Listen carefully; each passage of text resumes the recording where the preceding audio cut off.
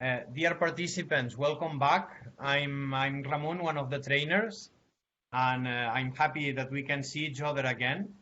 Welcome to this roundtable discussion about the role of the Council of Europe in conflict-stricken areas and the institutional support for peacebuilding action that we will be having with staff members. The aim of this session is to know a little bit more about the peacebuilding programs in the Council of Europe, to reflect a little bit on challenges, but also on opportunities that the corona pandemic is bringing to us and how the Council of Europe is adapting. And finally, to identify good practices and of course, opportunities. Thanks, Facebook. And also opportunities for young people participation.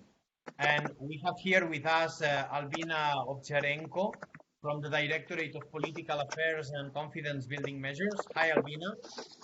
Hi, guys. Thanks a lot for being here. We also have Graziano Tullio from the Youth Cooperation Program in the North-South Center. Welcome, Graziano. Welcome. Good morning to everyone. Thanks for inviting me. And thanks a lot for being here. And we will have as well Rui Gomes, Head of the Education and Training at the Youth Department, who is already here. Hi, Rui. Hello, everyone. Very pleased to be here. So we will start with a speech, with a presentation by the three speakers, and then we will open the floor for questions. Just in case comments or questions pop up as we are doing the presentation, I will be taking care in the chat. So also feel free to also comment in the chat. With this said, I would give the floor to Albina for the first presentation. Albina, the floor is yours. Thank you very much, Ramon. Welcome, everyone, and I'm very happy to join youth-centered team for this peace camp, which is organized this year. It's quite an unusual setting.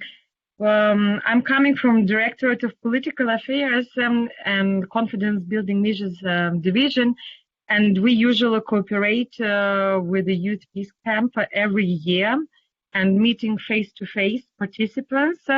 So this year it's different, but I hope that it will be an interactive discussion, and next year we probably will meet again in a personal capacity. So I will start with my short presentation on what are we doing as Directorate of Political Affairs, and more specifically our division on confidence building, and why there is this work in the Council of Europe on confidence building measures. And we have the sources of our work, firstly in the statute of the Council of Europe, which is the fundamental document for organization. You know, Council of Europe was created in Alsace, in Strasbourg. This area, Alsace, was an area which moved a lot during various conflicts between France and Germany. The Council of Europe was created after World War II, so it was important and to set up the organization which inspires for peace and cooperation between states. And the statute itself already stated that one of the goals of the Council of Europe would be the pursuit of peace based upon justice and international cooperation, and that it is vital for the preservation of human society and civilization. And indeed, for us, this international cooperation and pursuit of peace, the aims of peace, is very important for our everyday work in the field on confidence building measures. And the armed conflict as such, as you can understand, violate this aim of pursuit of peace based upon justice, international cooperation. And of course, they violate the three fundamental goals of the Council of Europe, which is protection of human rights, preservation of rule of law, and promotion of democracy and democratic principles in our member states. So we're working in various zones of Europe. We're working with Tbilisi, Tskhinvali, and Sukhumi, and I'm sure we have some participants here from this area, with Chisinau and Tiraspol.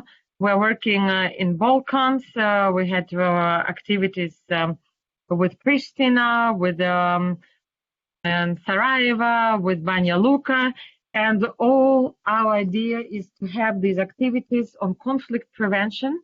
Of course, we cannot deal as such with resolution because there is a political resolution of the conflict which is necessary, but our work on confidence building measures contribute to prevention of future conflict or defrozen conflict and resolution of these frozen conflicts, because whatever would be political resolution, the people living in these areas, they will live together either in the same administrative territorial entity or as neighbors, but they will live together. And for us, it's very important to work with different actors on the ground, that people know each other, that they communicate, and they communicate with inspiration of living together peacefully. So if we move to my second slide, Laszlo, yeah, how we're working in order to achieve these goals and aims. And first, what we do is we're promoting Council of Europe various legal instruments. Of course, for political reasons, the sum of these legal instruments cannot be directly applied into these areas, but the promotion of values, of principles inspired by Council of Europe instruments is also paves the way for future work in these areas with these legal instruments, with different monitoring mechanisms, with participation in various Council of Europe intergovernmental activities. So the promotion of standards is very important. And of course, the exchange of good practices. Some areas are isolated geographically, some areas are isolated physically, and people cannot travel sometimes from these areas for economical reasons, and not only for logistical, practical, or political reasons. So for us, it's very important that we try to bring practices, good practices from other European regions to this region, and also maybe have an exchange of good practices which were built in these areas with participants from other areas. This is actually would be the case of your peace camp, where participants from these areas can participate fully and discuss with others about what's going on the ground, how they work on the ground, what are the good practices, and get back the good practices from other participants. And this is also the case with all other activities which we are conducting. Talking about activities, I will dwell on a little bit in general about the areas where we work and which kind of activities we do with which kind of actors. And then I will give based on my slides, I will give a concrete example, on one specific area. So if you see this again, this slide on legal instruments, there I made it deliberately the second slide on statute, because for us this is really the basis. The pursuit of peace based upon justice and international cooperation. The key word is cooperation, and we're working with various actors on trying to establish this cooperation in order to come to the peace as a strategical goal. So we have a tactical work on cooperation with a strategic goal of living together and living in peace. So the actors with whom we are working usually, of course, the youth. Youth is very important, and that's why there is this camp, and that's why we have specific youth activities where we try to bring youth from areas of conflicts to legal space of Council of Europe in large sense of the word legal, to inspire them in their work with other good practices and exchange different information, and that they can participate in various activities and have access to our instruments. Apart from youth, we also work a lot with civil society, all sectors of civil society. We support grassroots initiatives. And we also work with specific groups of professionals. It could be teachers, it could be archive specialists, it could be the specialists of in the area of fighting against domestic violence. So we work with psychologists and psychiatrists who work with traumatized children traumatized by violence. We work with all different actors in these areas on drug prevention. And it could be specific NGOs working on drug prevention, authorities or de facto authorities, special services dealing with drug prevention, psychologists, psychiatrists, and of course youth, which is actively engaged in various campaigns against drug prevention. And the last pool of actors with whom we also work, we try to involve them in as much as possible, authorities and de facto authorities. For example, if I give you the example of Georgia, it would be authorities in Tbilisi and de facto authorities in Sukhumi or Tskhinvali. Why? Because not only that they can talk with each other on other matters than political resolution on the conflict, but also that they can sit at the same table with civil society and youth, which coming from their own areas, from their own cities and municipalities. And it is important also to create, so we have a twofold goal over here. It's a creation of a dialogue, for example, between Tbilisi and Sukhumi, but also when everybody sits around the round table, it's also permit to Tbilisi authorities have dialogue with civil society from Tbilisi, and Sukhumi authorities have dialogue with civil society from Sukhumi, and also interaction between all these actors around the table. Sometimes it's difficult, but and even morally for people difficult to sit on the table. But one of our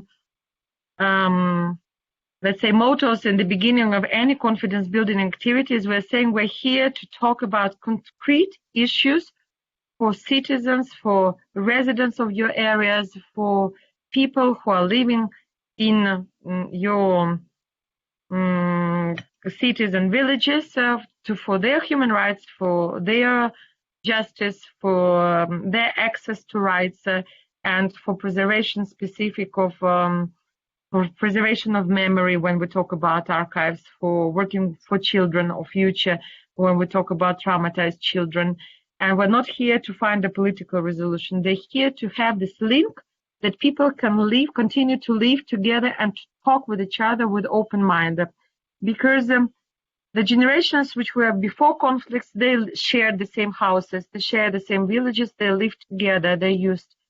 Then the conflicts passed through these territories, and with the separation of ABLs, de facto frontiers, and whatever you call this geographical and physical and separations, it creates the alienation when people don't recognize each other, don't talk, they don't know the culture of each other, they don't have this intercultural and dialogue. And our basic idea is to preserve these connections, which would be very useful when the political resolution will be found, and which actually contribute to finding political resolution. And now we'll go quite quickly through, because I don't want to take too much time. I prefer to have interaction afterwards. I will go quite quickly through one example, is the work of confidence building measures on preservation of cultural heritage. And we can move to our next slide.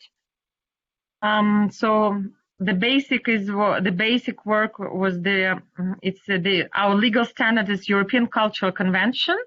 You can see on the slide the Article 5 of this convention, where each party, each state shall regard the objects of European cultural value placed under its control as the integral parts of the common cultural heritage of Europe, shall take appropriate measures to safeguard them, and shall ensure reasonable access thereto.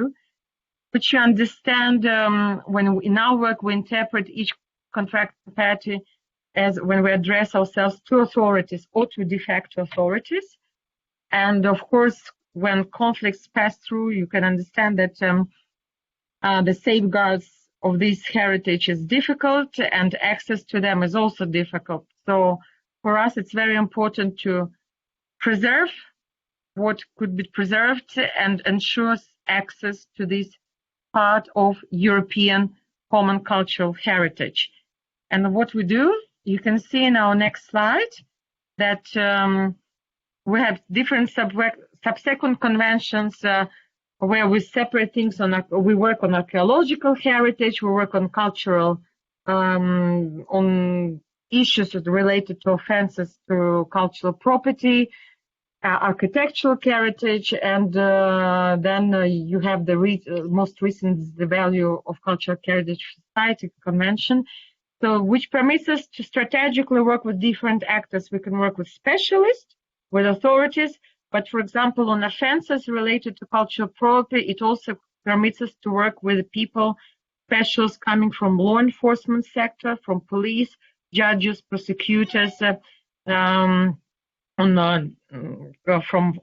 authorities and de facto authorities side. Then we follow the ongoing work of the Council of Europe. You will see next slide that there was sometime now there was a convention on offenses related to cultural property, which was replacing old convention with new modalities, so with things adapted to the new situation, with virtual reality, with the internet sales, etc. So it's also important that we bring these good practices and these new standards to the areas where we work with frozen conflicts or post-conflict situations. Next slide, you will see that the guiding principles heritage is a tool for conflict prevention.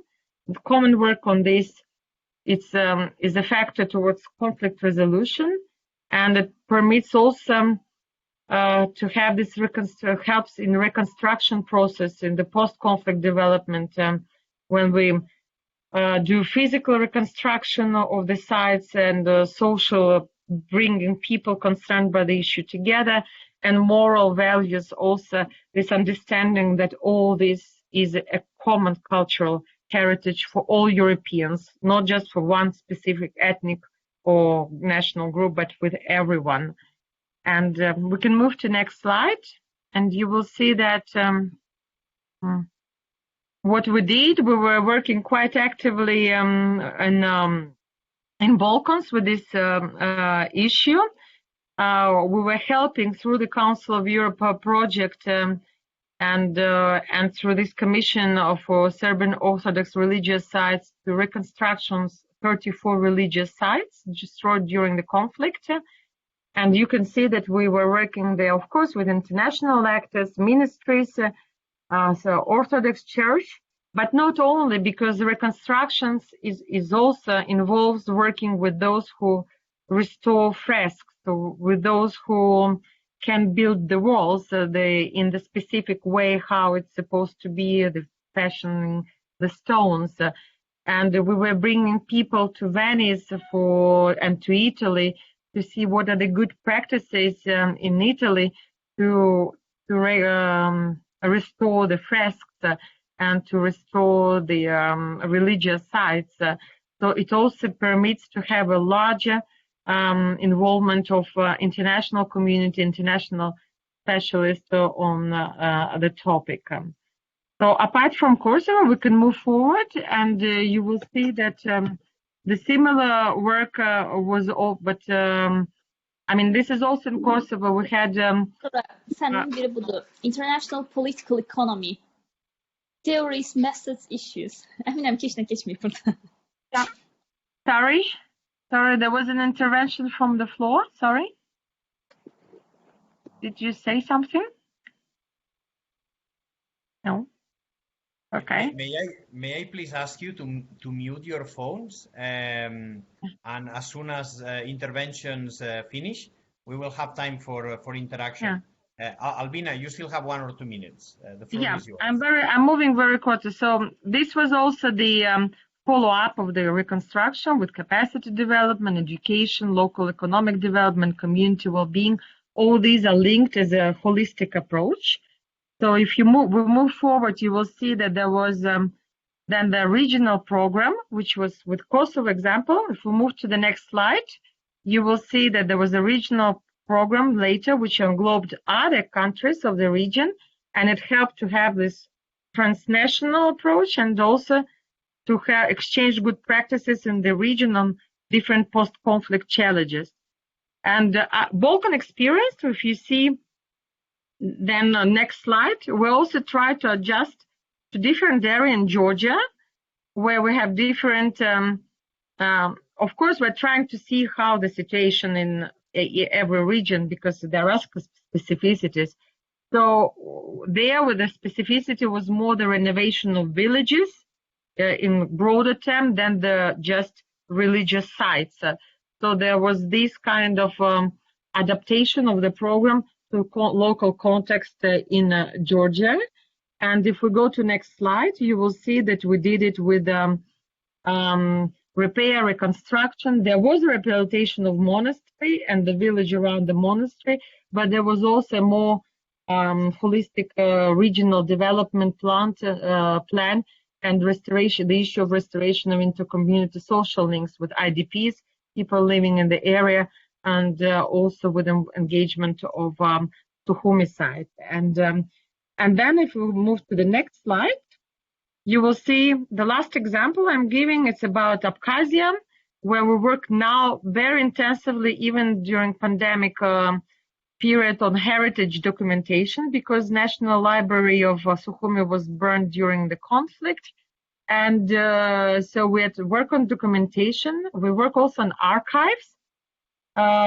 We started with the historic buildings, monuments of architectural heritage, but then we moved also now to historical archives. So we also have a further work on very extensive on historical archives on the repressions in the Soviet Union, repression about religions, and also on Muhajirstva, the exode of Abkhazia during Georgian-Turkish war, Russian-Turkish war in 19th century. So one project is building, it's a puzzle. We're always trying to build further and further. And then if you go further, you will see that, Laszlo, if we can move further, you will see that we always try to adapt the standard Information Council of Europe standard data, standard principles to specific situation in this concrete region. For example, in architectural heritage, we take Council of Europe specific data sheets, which exist for all Council of Europe member states for their architectural heritage, but we adapted specific situation to Abkhazia. And with the pilot phase, when we have international experts who go to the region, visit and exchange information and views with local experts. And it's important to bring international expertise in this area, because quite often experts from this area, they're isolated, they cannot have access to the quite fast development of knowledge in other European member states. In the next slide, you will see links to different websites where you can find more information about what I presented now. And so I'm sure that our organizers will send it to you. And in the end, you will have a feedback page. It will be the last page of my presentation where you have my mail.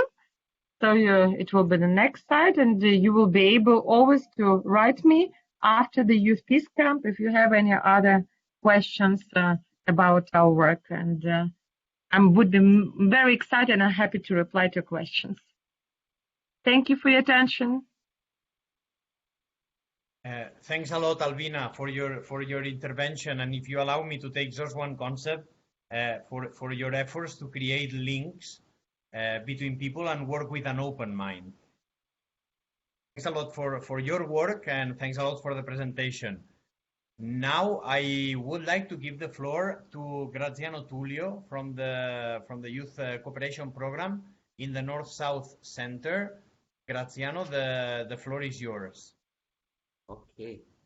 So let me first check if, Ramon, can you tell me if when I was screening my presentation, you were able to both see myself talking and the presentation, or everything goes to the presentation? No, we also can see you. Okay. In a small.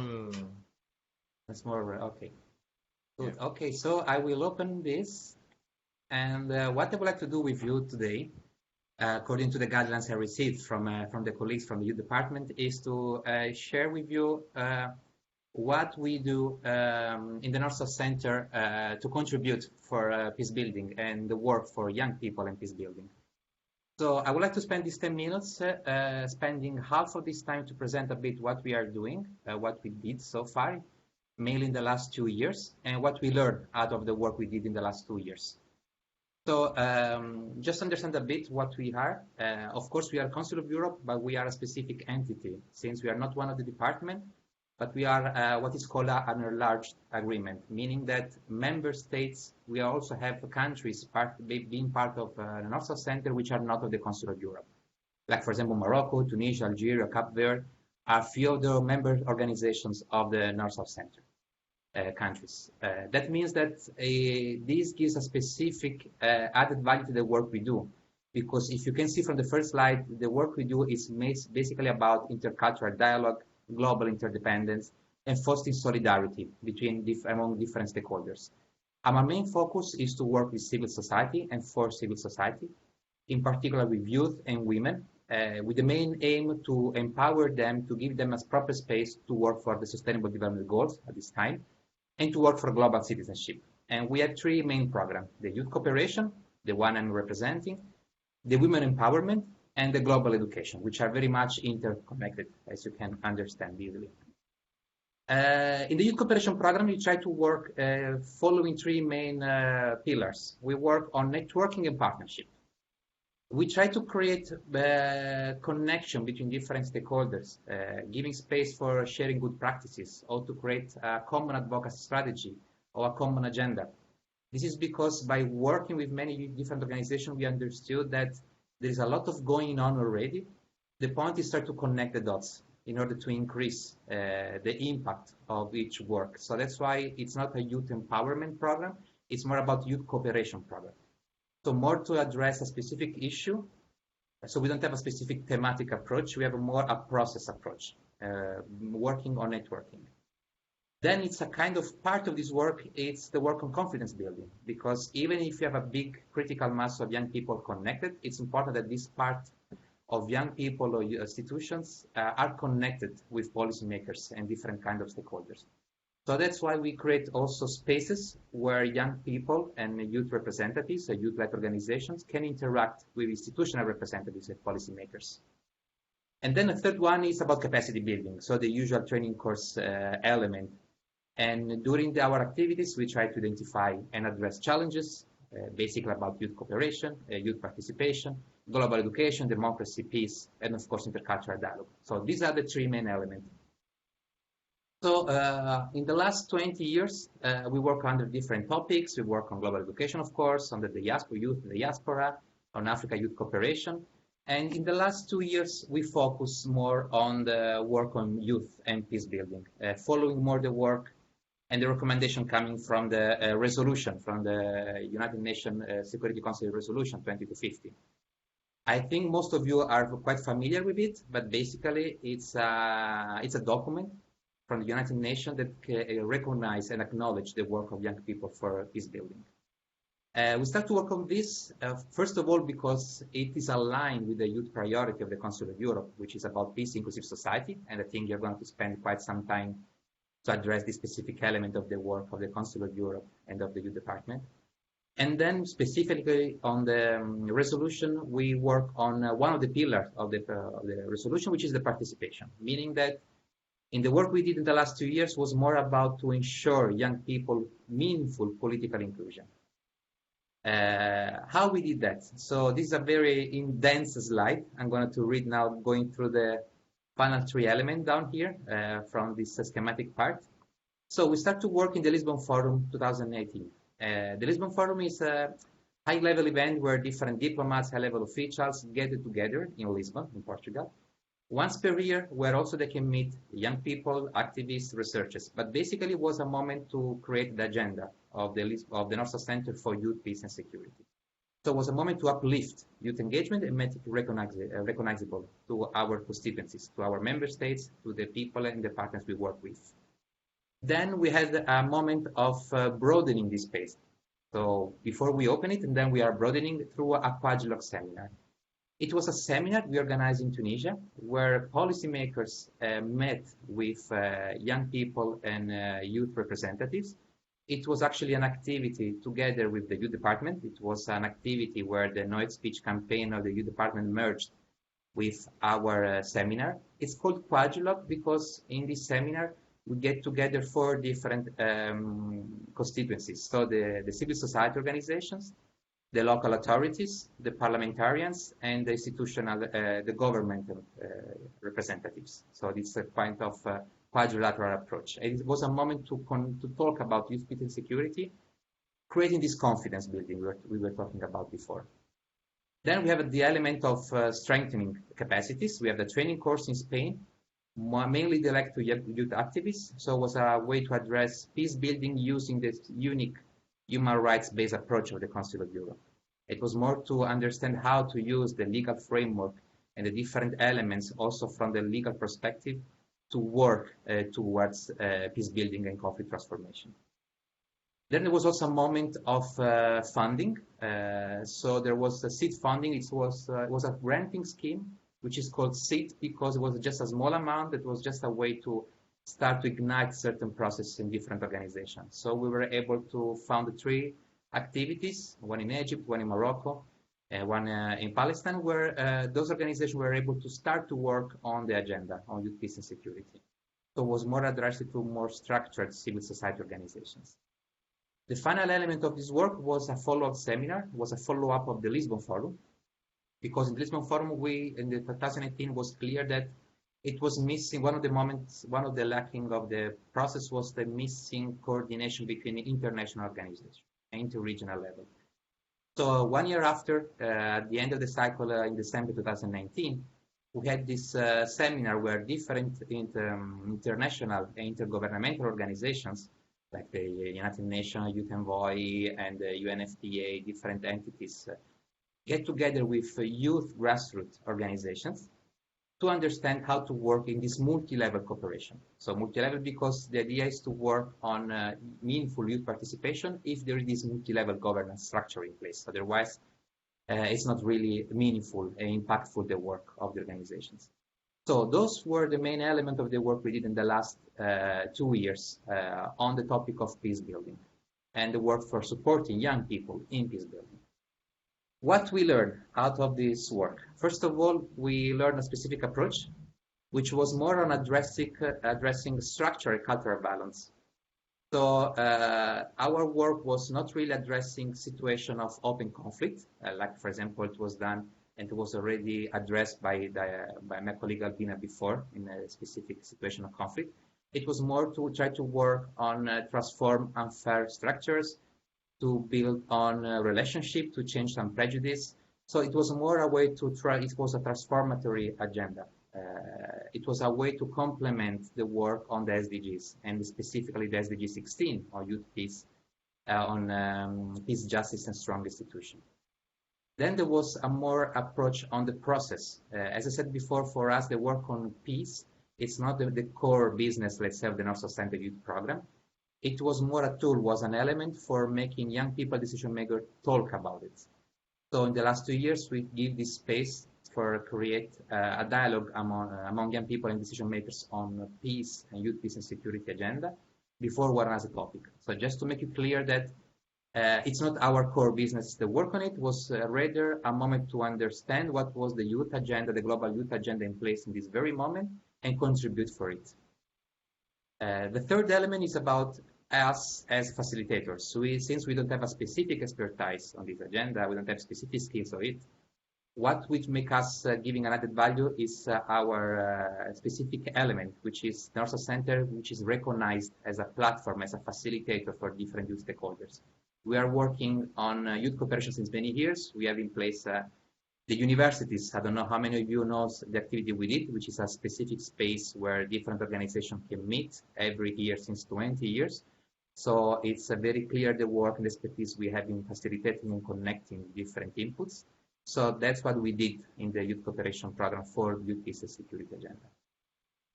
What we learned? We learned, I'm going to share just 6 elements. We learned, first of all, that besides address open conflict, we should address the violence of exclusion, so the structured violence. So our work was more to try to address poverty, discrimination, lack of opportunities, instead of just going directly to the open conflict and address those ones.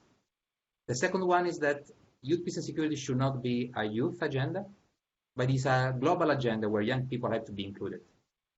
And we understood that there are a lot of youth-related organizations working on youth and peace building. Why it should be organizations working on peace, stability, security, they should include young people in it. Also because it's very well known the resolution 2250, it's less known the second one, which calls states to engage young people in mediation and implementation of peace agreements. So it's very clear how important is the work that is called to be done by young people. Then we learned that young people have a specific space and we have to strive to help them not only in the room, but outside the room. What does it mean? There was this policy paper that was published 1 year ago, the first policy paper on youth peace and security from the United Nations, that of course make clear that including young people in the structured decision-making process is important, but there are a lot of opportunities and we have to recognize that also in the informal and alternative approaches that young people are using. So we have also to consider that, gather data on it, and use it as the best practices, not only the official ways. Then we understood that there is not so much attention on the protection of young activists. We work a lot on capacity building, on creating space for participation.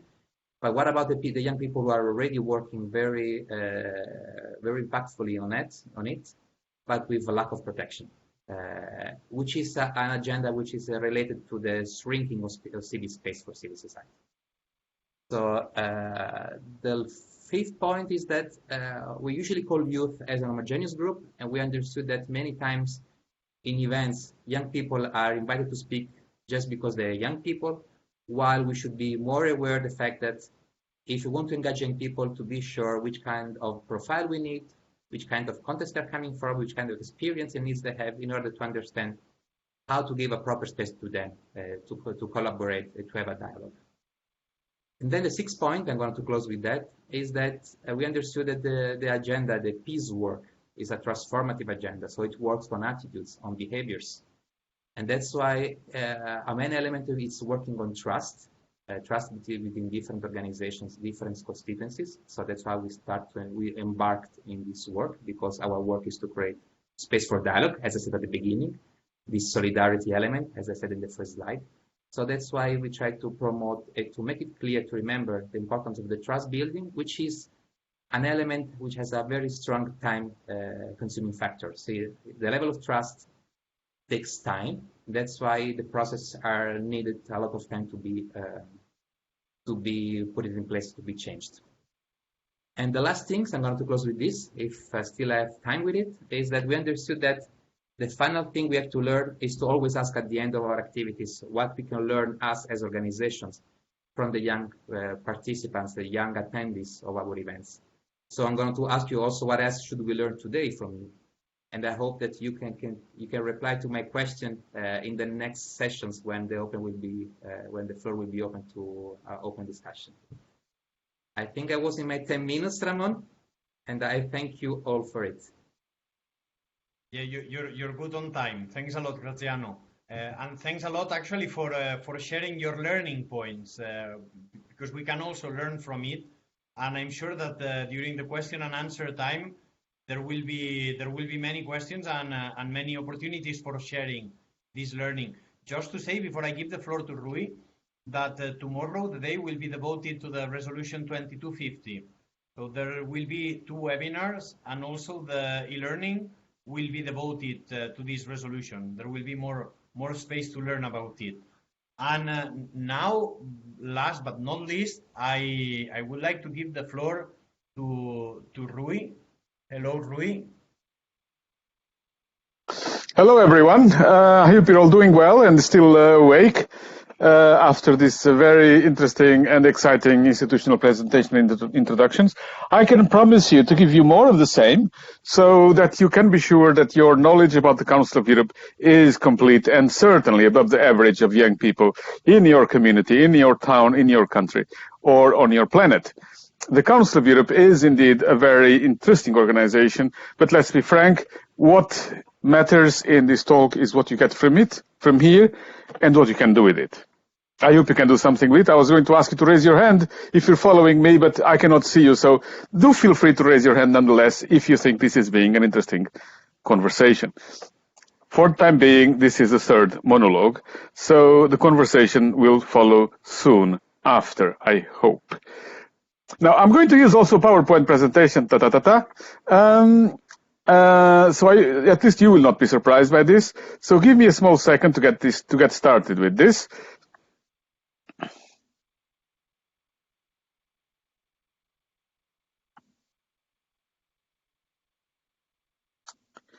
Yes. So I'm going to tell you about the youth sector. I'm going to tell you about what the Council of Europe does in the youth sector and how does what we do support learning for peace, learning dialogue, and learning, well, to live together, as Albina was saying. Now, most of our work is presented and organized in this youth program called Youth for Democracy, and specifically on a sector of that program, which is building inclusive and peaceful societies with the input of young people. This is the whole philosophy of the youth sector, is to work together with young people. We have worked with youth organizations, with youth leaders. To a large extent, we people that work in the youth sector, like Laszlo and myself, we are implementing what the decision makers, including young people, actually tell us to do. So indeed, we are a pan-European organization, founded in 1949, 47 member states, quite extensive, lots of room for conflict, and good news, lots of room also for conflict transformation, if you do want to engage on conflict transformation. And I'm not saying this sarcastically. I do think there is a lot of room because there is also a lot of need to propose different ways of looking at peace, different ways of looking at conflict, and different ways at living together. I did not say it's easy, I'm just saying it's very important. That's the Council of Europe, a pan-European organization, but an intergovernmental organization means that we cannot do more than what the member states want us to or let us do. Let us keep that in mind. The Council of Europe is not responsible for the conflicts in the European continent or elsewhere. Often member states or different warring sides are responsible. We are here mostly to promote human rights, democracy, and the rule of law, like Albina has said. Now, in the youth sector, we value youth policy a lot, and youth policy for us, because that's our mandate in the youth field or in the Council of Europe, is indeed to work out, implement the youth policy of the organization. Currently, our base document is called the Youth Agenda 2030, and that agenda adopted by the Committee of Ministers recalls us that the sustainability of any democratic society relies indeed on the creativity, dynamism, and social commitment and competencies of its young people. It's placing a lot of things on young people, but it is actually not true. It doesn't mean that young people have the sole responsibility for it, but young people can be part of it. And that's part of our philosophy. I'm not saying that there are not other important things about young people, but that's part of the philosophy that inspires us in the youth sector, implementing the youth policy of the Council of Europe. Our youth policy is, in this case, is defined by the Council of Europe Committee of Ministers as essentially And that's important to keep in mind. It's about enabling young people to actively promote and benefit from our core values. So you don't see a reference necessarily here to social cohesion, youth employment, etc., education, because that is not necessarily from the sphere of youth policy. That may be from education policy, social policies, labor policies, etc. That's specifically on this policy. So it's essentially three things: strengthening young people's access to rights. So young people have rights, and it's important that they can access them, that they can exercise them, and that they know them. It's deepening knowledge about young people. So what are the issues that young people are concerned with and affected by, and how to best address them? And it's about broadening spaces for youth participation. Is creating spaces, areas where young people can have a say and can be taken into account. It's not just expressing, it's being taken into account, being taken seriously into account.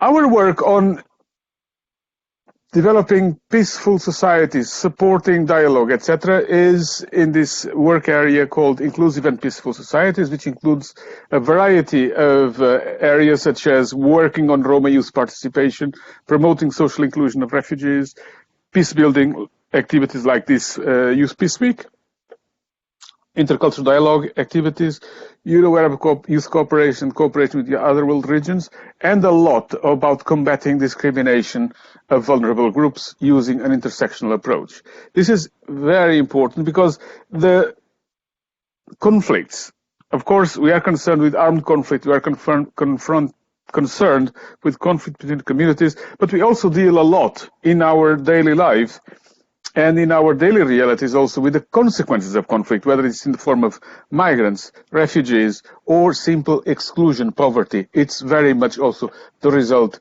of conflicts or their bad management. If you follow what I want to say. We have several instruments in the youth sector. Yes, sir. We cannot see your presentation. Sorry to interrupt.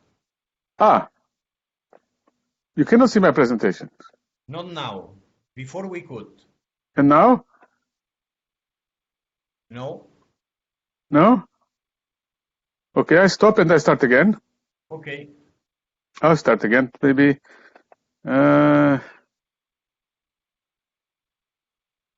Maybe somebody is not happy that I'm sharing this presentation and is sabotaging me. Now it works. Okay now. Do you see something now? It works, yes. Yeah? Doesn't work for me, so I... Anyway, I was going to say, if it works for you, it's fine. So the youth sector has a variety of instruments that we put at the service of youth organizations and of young people. These are a program of education and training activities like the one we are having, but usually we hold them at European youth centers, which are the places where people meet, where young people create together. We have a European Youth Center in Budapest, we have another in Strasbourg, but we also have a European Youth Foundation, which supports financially projects led by young people. And finally, we also cooperate or support the member states in developing their youth policies, in making hopefully better responsive and better participatory youth policies. So there is a variety of instruments which I'm sure you'll get to know during this week. So I'm not going to go into detail on each of them, but I'm just saying that this idea of youth participation also means that we create spaces where young people can participate in the Council of Europe and bring in their aspirations and their experiences to the organization. Now, regarding specifically our work with dialogue, a lot of it is, of course, through the Youth Peace Camp. A lot of it's also through other organizations that work with us, youth organizations. I'm thinking, for example, about Youth Peace Ambassadors Network. I'm also having in mind other youth organizations who are not specialized on peace issues, but which do de facto promote peace and dialogue, and so therefore their work maybe is less visible, but is nonetheless as interesting as the rest that we do. Albina was quoting the Statute of the Council of Europe. I will just say two things here in this respect, is that, and I'm quoting here from our Secretary General, societies based on democracy, rule of law, and human rights can provide sustainable long-term stability and peace, and only lasting peace. And lasting peace has only been achieved in regions where rule of law and human rights have been safeguarded. So the two of them go together. Our understanding is that if you have peace, if you have a guaranteed, a stable, functioning democratic system with the protection of human rights and rule of law, you will have conditions for peace. When that is not guaranteed, then peace is in troubles. And you will see very often, of course, that among the first victims of conflict is always democracy and is certainly, inevitably human rights.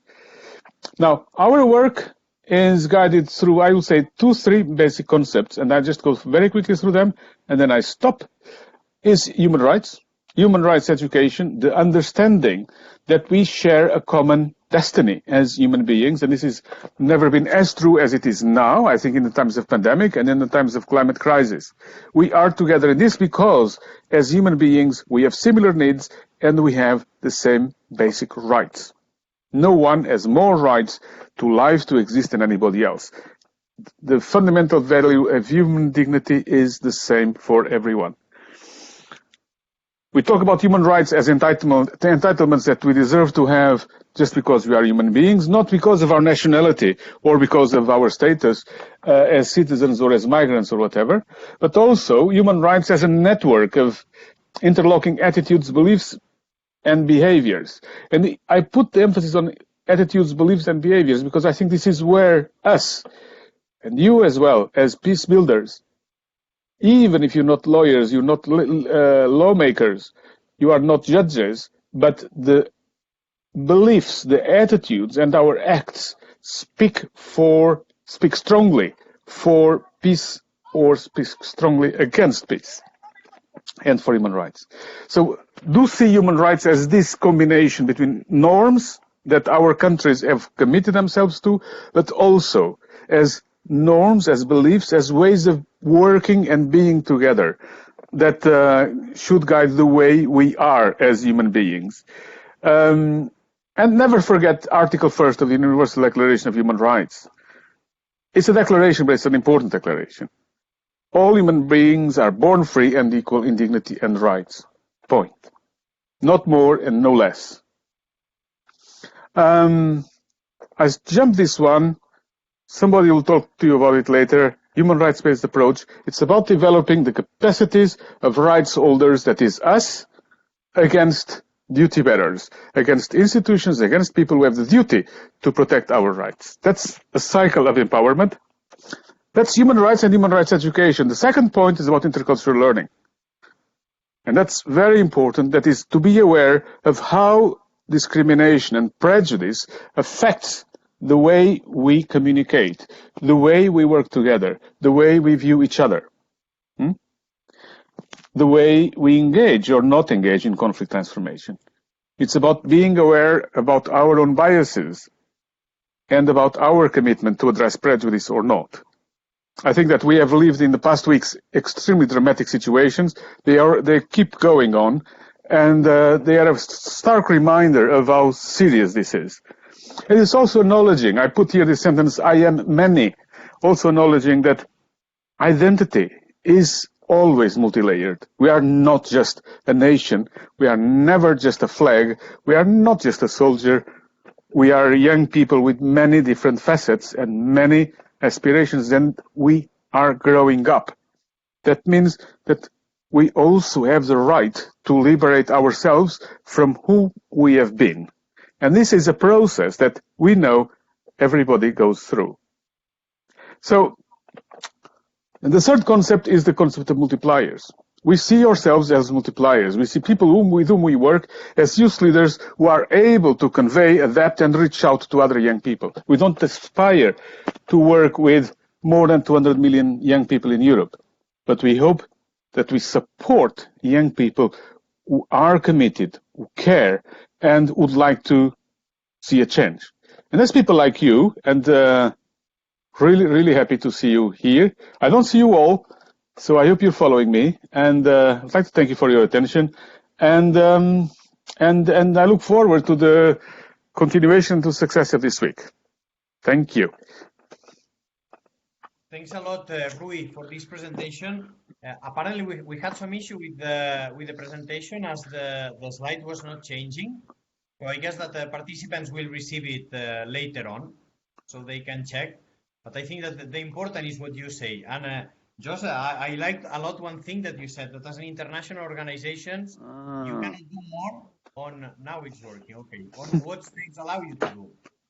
So after these presentations, let me open the floor for questions. Just to say that we also have an eye on Facebook Live. So if there are questions on Facebook, we will get them as well. And as you ask a question, write your name, and in case it's a question for a specific person, just put it in the chat.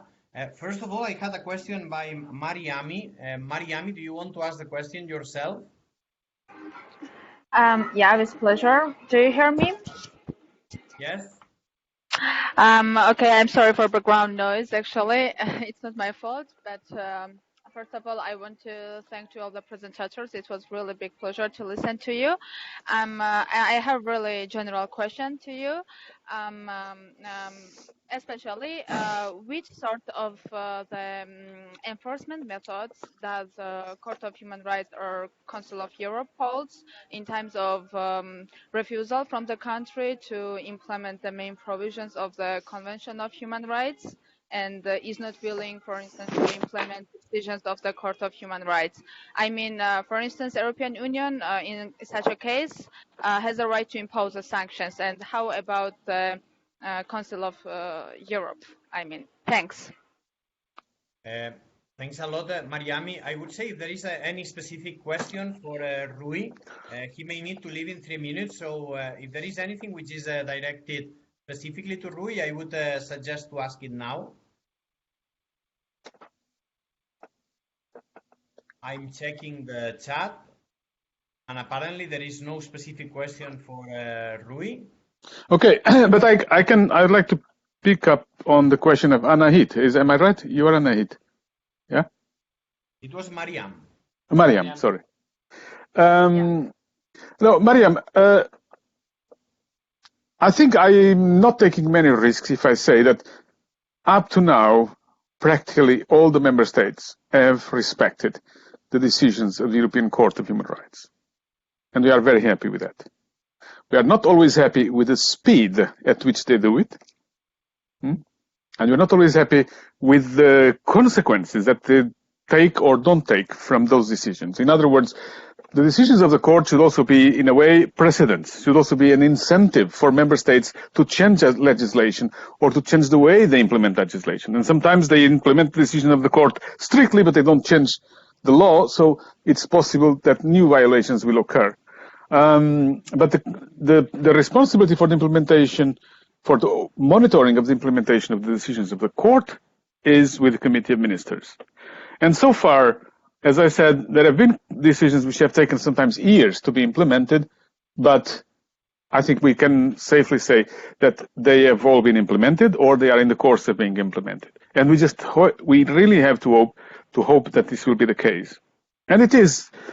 In the majority of the cases, they are implemented in good faith and swiftly. So I don't think that we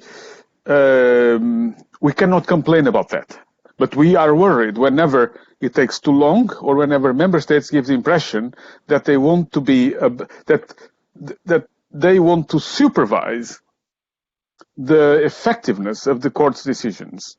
And there have been attempts in some member states to somehow to make sure that the decisions of the court will not or could be, let's say, changed by Supreme Courts or other forms of courts. So we have to be very attentive and very careful with this. But so far, I think that we can be confident on that. But the responsibility is, of course, with member states and with the supervision of the Committee of Ministers. Thank you. Thank you. Ramon, can I add something? Yeah, and thanks for sharing this time. I just I just want to Bye, invite Rui. and yeah, Albina, take the floor. Sure. Yeah. Thank you for this question. I will build upon Rui's answer, but more on the issue of sanctions.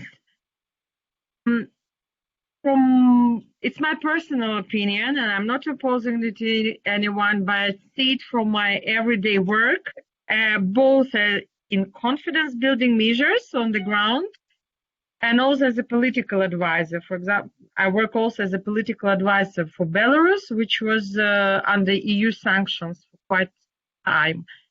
So in confidence building measures and in the situation, political setting around our work, which is technical and on the ground, because we are the only entity in the Council of Europe which goes in the zones of frozen conflict, at least for a moment. We see that the sanctions in general, they do not work. It's a tactic. It's a tactic in political negotiation. It could have an effect of at certain points, but in long-term perspective, the problem of sanctions, imposing of sanctions, it's just that you're alienating the people who are on the other side and who are suffering from the sanctions. And the danger is also that let's say political elites, they would learn quite easily how to live with sanctions and turn them around,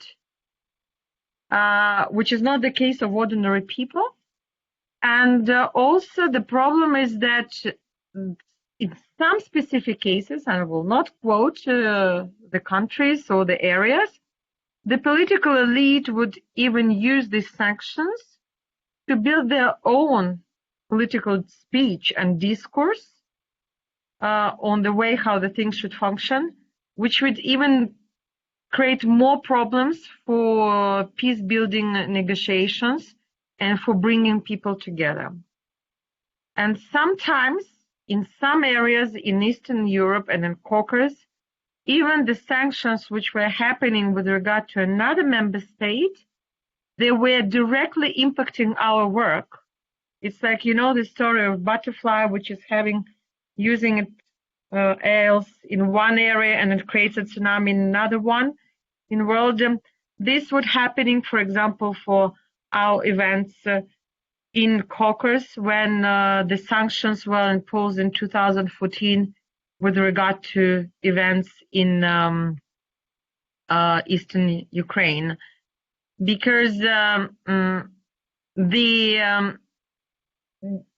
we have to understand, if one day, you will work as in the field with different actors, which are in confrontation from time to time, or always, you have to negotiate with various actors and trying to be flexible, keeping your strategic goal, trying to be flexible to find a good key to this or another group of political elite, to this another person responsible for crossing the ABL or facto border, personalities in parliament or de facto parliament which are responsible for recognizing whether there is the phenomenon of domestic violence in the society or not.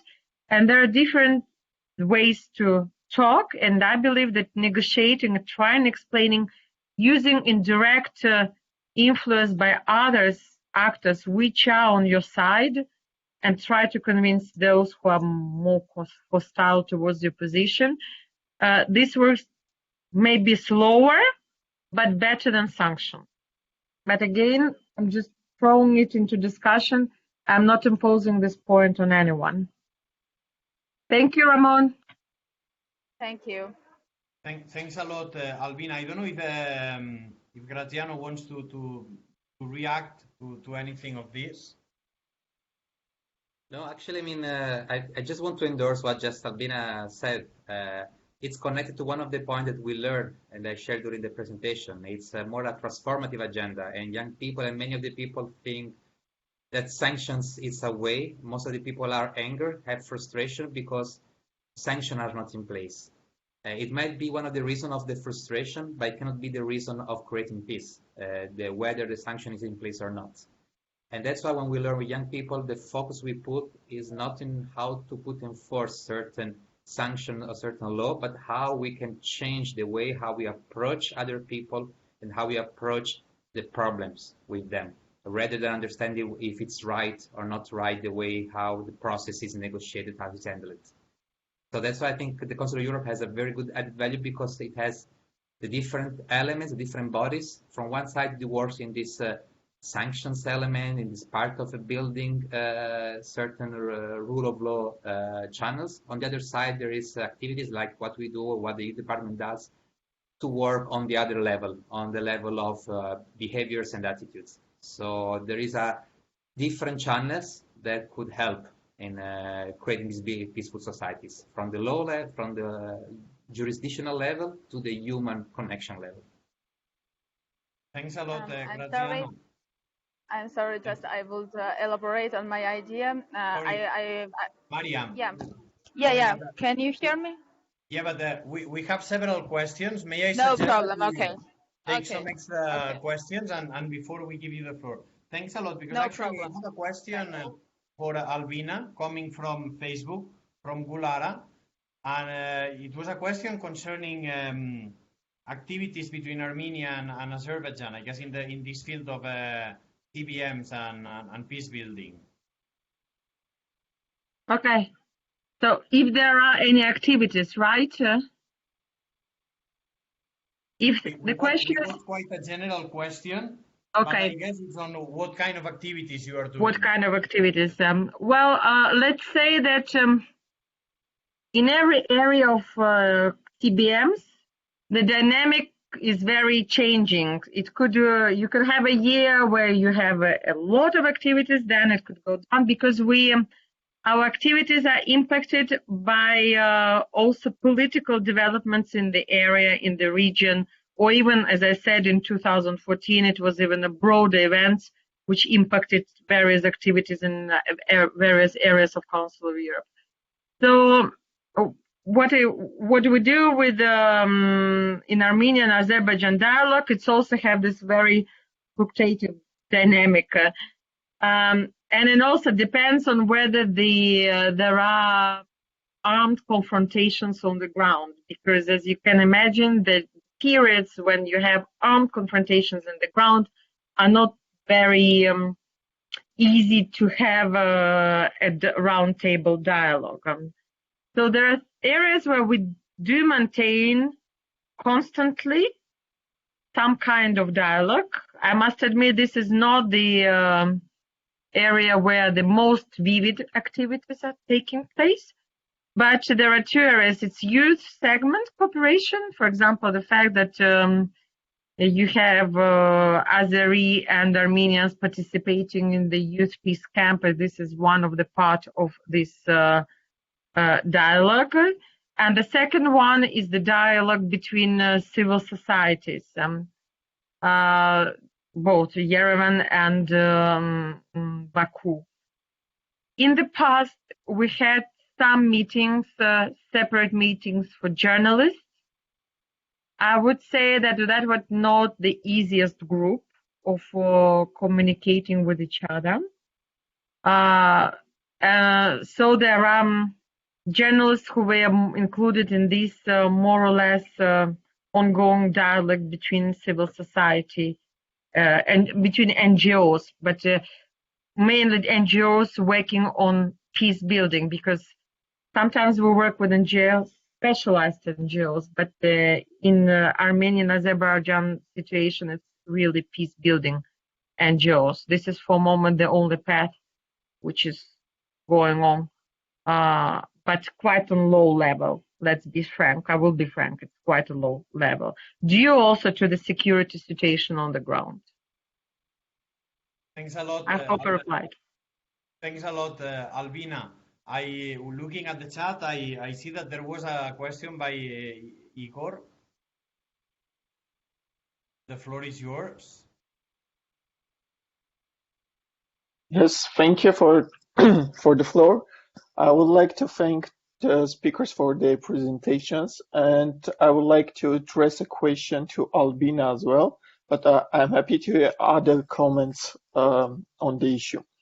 I wonder what are the enforcement mechanisms of the legal instruments of Council of Europe? Like, my question is somehow directed to the Mariam's question, but if we are not going to the way of sanctions, what are the other enforcement mechanisms? Like, for example, if one of the member states violates provisions of European Convention, Cultural Convention, what are the steps taken by Council of Europe in response to that? Thank you. Again, thank you, Igor. Again, we can have a whole lecture about enforcement mechanism on state members of the Council of Europe. And we can have, even coming back to the previous question, a lot say about how the court's decision implemented, how the Committee of Ministers, because it's a Committee of Ministers which follow up the implementation of the court's decision. And Committee of Ministers, I don't know whether you will have a specific presentation, but if you don't, please check their website. It's a very specific body of Council of Europe. It's actually one of the core bodies of the Council of Europe where you have representatives of MFAs.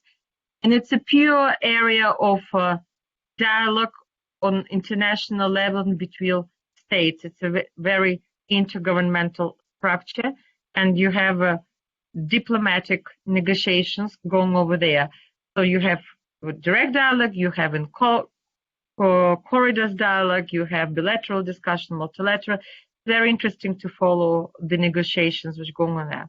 So when we talk about member states, so the Committee of Ministers is the place which actually permitted to resolve quite a number of issues and the crisis which we had between Parliamentary Assembly and Committee of Ministers.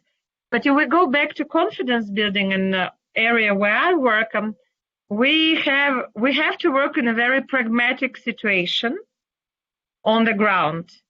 So we can talk about enforcement of mechanism against member state. It's one thing. But what do you do in areas where you don't have access for monitoring bodies? Where do you do in areas where you don't have access with experts of Council of Europe, unless they come with Council of Europe activities, and the authorities are not recognized or recognized de facto? It's a different ways of working. You don't have enforcement. You use different actors. Of course, you talk with the authorities of member states, but you also talk, if necessary, with the religious leaders, because they might have accesses to impacting or influencing decision makers, or influence the decision makers, whatever would be the decision. You talk with civil society, and that's why when Rui was talking about multiplying effect, all our activities also have this in mind. We have this multiplying effect with people participating in this activity, because we're creating a network of people who can then talk with decision makers and bring the message. And then it's not imposing, it's more finding other ways to persuade and convince. It might be slow. Quite often it's a very frustrating situations. We have to repeat many things and it doesn't work. But at one day it might go. Then there are, in all these areas where we work, whatever it would be, Balkans, Caucasus, Moldova, etc., we have international community on the ground also. Not probably all members of international community, but we definitely all cooperate between each other, because this is essential. In these areas, you cannot have hostile or concurrence between international communities. Everybody is on the same boat. Thanks a lot. Hope I replied. Thanks a lot, Albina. Look, I had a question to Graziano, and I see that Laszlo is also thinking on the same question. And it would be how young people take part in all this. So whether there are any offline or online activities for the remaining of the year or for next year where young people could take part. And maybe to take two questions at once, I see that Mariami also had a question sorry, not Mariani, Sabrine had a question for Graziano. So maybe Sabrine, do you want to ask now your question as well?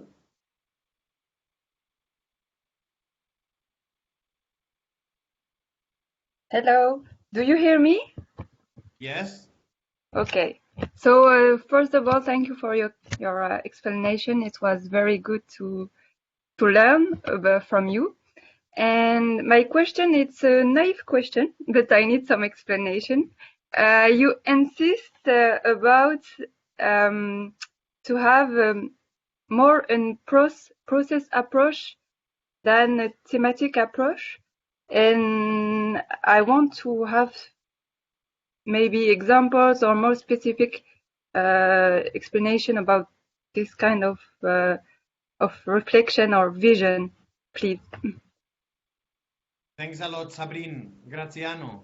Okay, so I tried to connect the three things. A bit of connecting to what Albina replied to the question, and then what Sabrina says, and the question of Laszlo.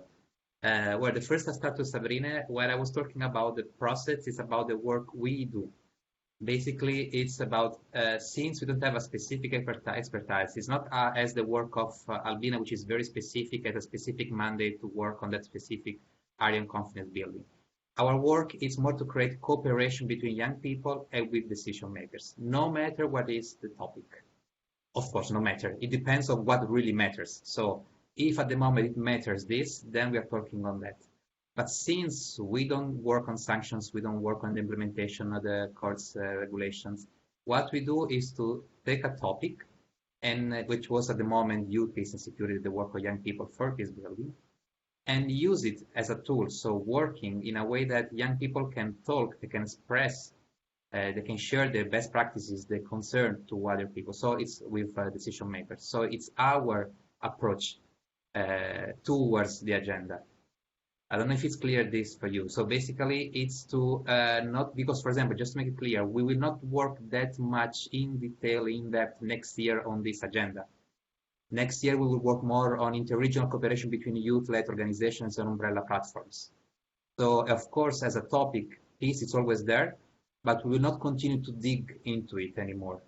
Because we work on this, as I explained in this, in the one of the slides before, it was a process of 2 years, was a project on it. And for us, the lesson learned was more about how to continue to work in confidence building between different actors and how to take a topic and make it possible for different stakeholders to talk openly and constructively. This is about the process and the content. About activities we are going to do, it's also a way to empower young people to do what was somehow under the lines of Albina replies before. That is, of course, there is a part of work on sanction, but the other question is about what we can do ourselves as a civil society organizations to somehow be the other wing of the sanction of the Council of Europe. So what happens if the sanctions are in place, if they're not coming, if they're not monitoring, what we can do in our places, what we can do in our position. So don't put all the stress and all the responsibilities to other big institutions. Of course, it's a certain moment when we are very much hopeless, if we see as the only light at the end of the tunnel, the big institutions, because we are like powerless at a certain point.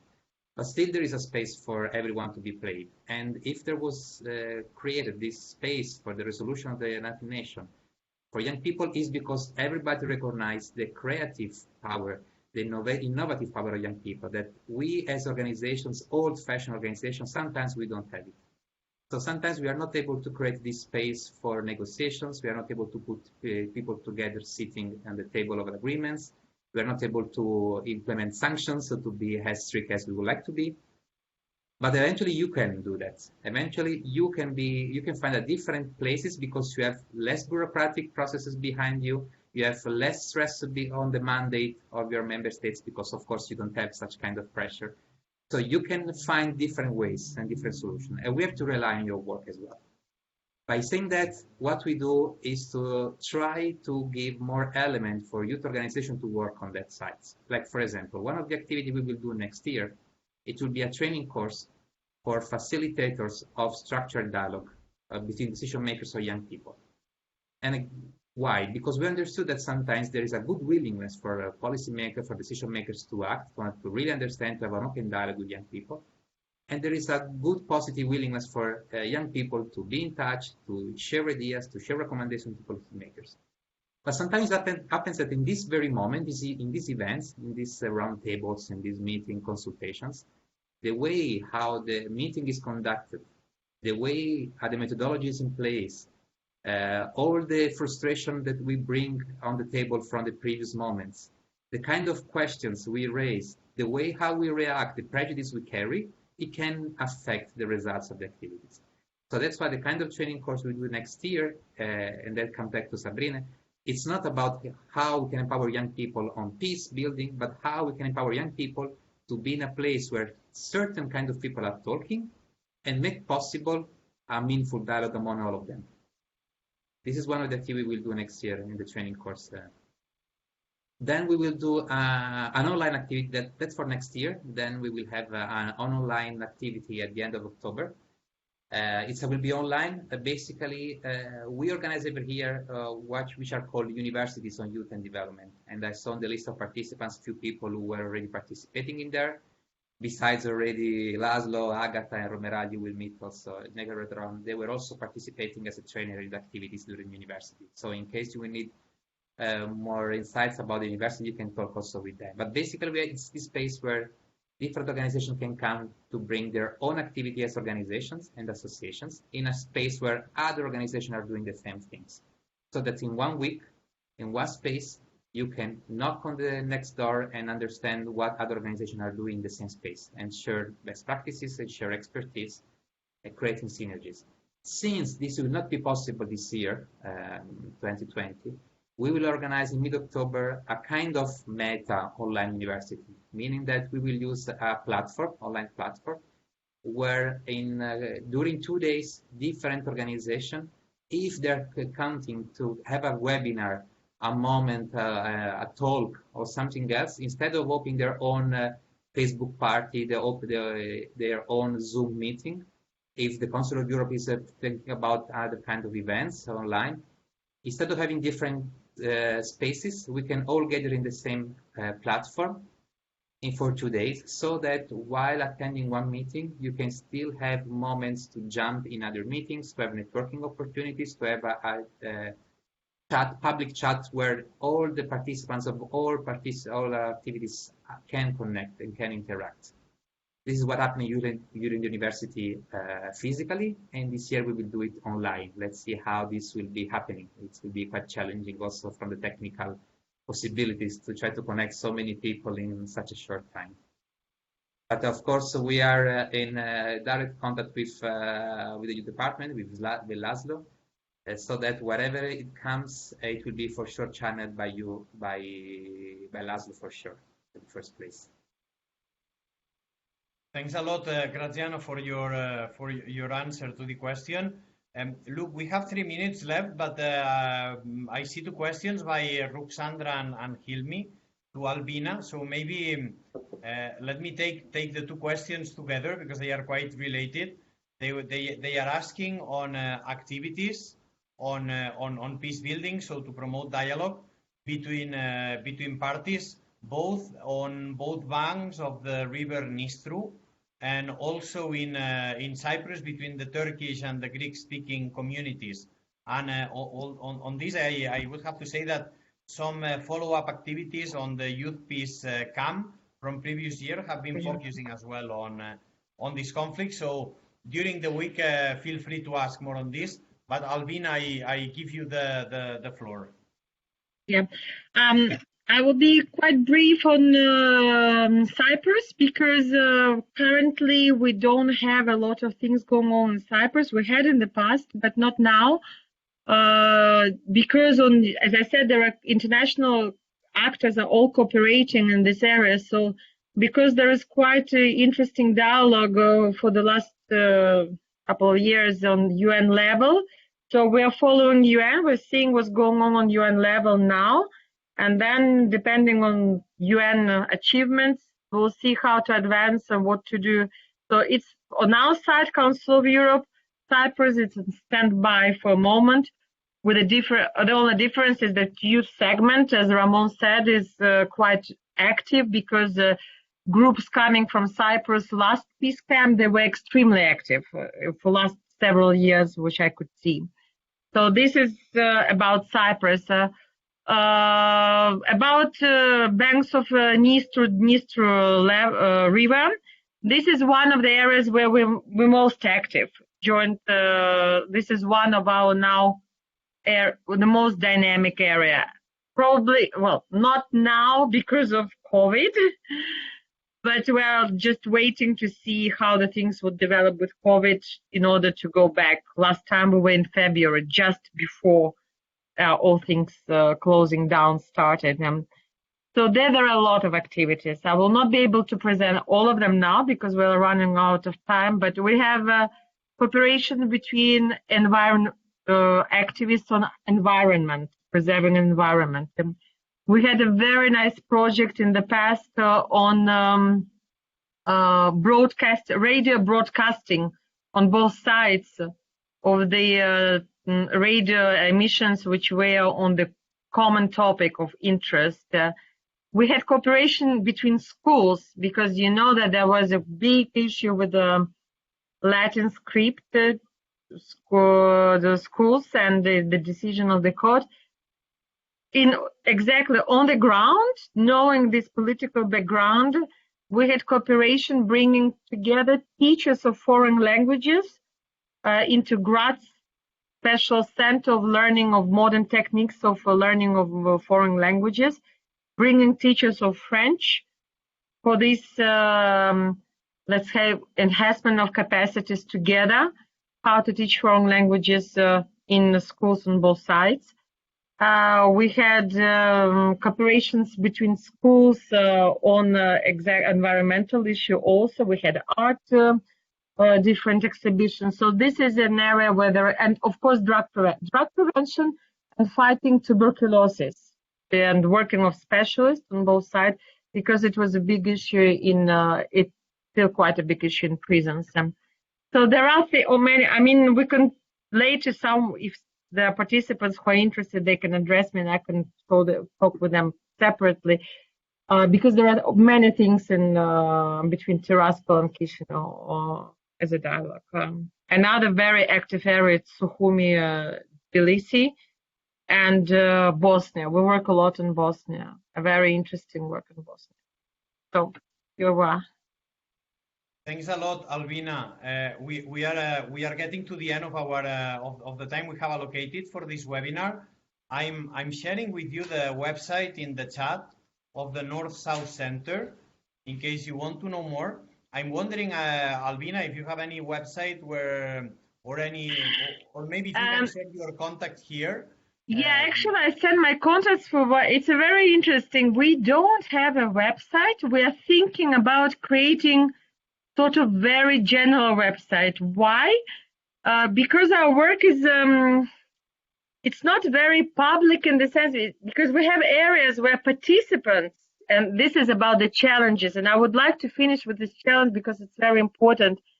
We have areas where participants, they really want to go to dialogue to see what's going on another side, but they're scared of repercussions being back home. And so these are very courageous people who break the walls, youth, NGOs, journalists, etc. But because of that, it's also for us quite sometimes difficult to put things on the public website. And they don't want photos on Facebook. They don't want, of course. So that's why I'm saying to all you who are coming, many of you are coming from areas, it's a challenge to work with the areas where you live, but it's a passionate work, and we're all counting on brave, courageous, and very optimistic, and that for me it's very important, people who are looking forward to the future of their own city, village, area, neighboring, whatever the name of entity nearby, but neighbors, and the whole region and whole Europe. And it's very inspiring. It's an admirative work for us, but working with you guys, it's very inspiring. Thanks a lot, Albina. That's a very good point on the website and the publicity of activities that we find at Youth Peace Camp from time to time. Just before I close, a couple of ideas. One is that I'm sharing with you in the chat box the link to the evaluation. So please visit the evaluation as you can to leave your comments on this webinar. Then I'm seeing a comment by Igor. He's suggesting to have a shared document to put the links and info on resources and opportunities. And I would say that maybe that's a work that you can do through the e-learning if you're there, or through the Facebook page. So that's a way to cooperate between yourself and between us as well. And I would suggest that maybe you can start the movement there. And with this, I would like just to finish by saying thank you, Albina, Graziano. Thanks a lot for your time and for sharing with us. And of course, thanks a lot for participants for their active participation here. Ramon, can I? Yeah, sure. Okay. Now, just to close, I didn't know that you were actually going the final word. So thank you for sorry for breaking you at the final words. Now, I want to leave also the last link, which is we have a campaign, a solid action campaign, where we are gathering different activities that young people are doing to facing the COVID crisis. It's about solidarity and action. It's called Solid Action. So in case I send you the link in the chat, please go through it. And if you think that what you are doing with your organizations is actually a way to cope with the problem of COVID-19 in a way that is creating more solidarity also in your community, share your activities through the website. We can mainstream your work and also invite you for some events as well.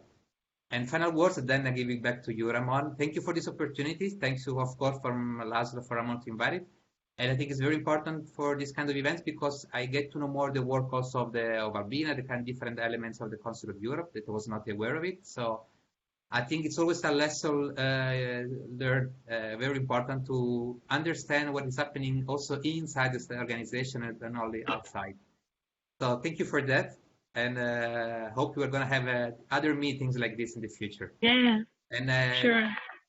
And have a nice week. It will be very challenging for all of you. Please, participants, be kind and gentle because there's a lot of hard work behind these very digital events. Good luck. Thanks a lot for sharing this. Just as a reminder, before I close this afternoon at 4, we will have parallel workshops, both on non-violent communication and also on working with Compass activities online. I hope you will be able to attend. And I would close with this if the team, I don't know, Laszlo, if you have any final comment. Yeah, just to say thank you for Albina and Graziano for joining, and hope also to have all of you and the participants in the workshops in the afternoon. It will be much more interactive and less maybe information and presentation heavy. So please come and join Ramon and Agata. And thanks again for the colleagues for joining from Strasbourg and Lisbon again. Bye, guys. Ciao. Bye. Thank you. Bye. Bye. Thank you. Bye. Thanks. Bye. Bye.